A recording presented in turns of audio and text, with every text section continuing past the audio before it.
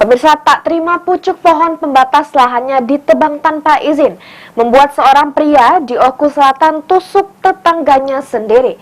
Setelah 7 bulan kejadian, polisi berhasil amankan tersangka.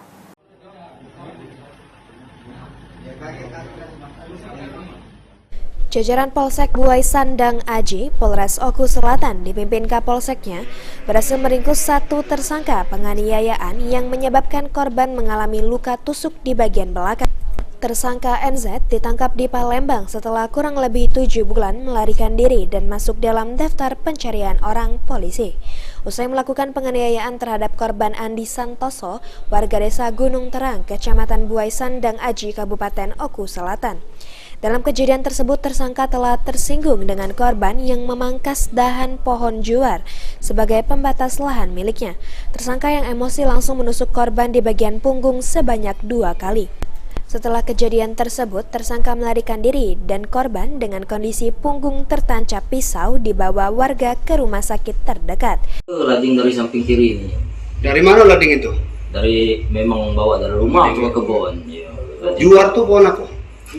Batang mana? Tampal ya, tampal batas ya? Iya, batas. Punya siapa tuh? Punya aku.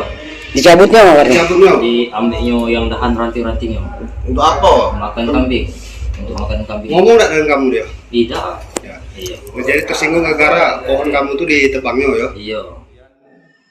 Pelaku melukai korban dengan parang milik korban dan pisau milik pelaku, yang mana setelah kejadian tersebut pisau pelaku masih tertancap di tubuh korban.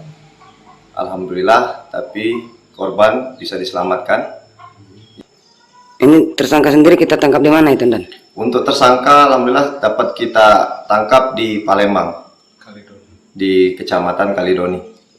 Pelaku saat ini telah diamankan di mana? Terus ancaman hukuman berapa tuh?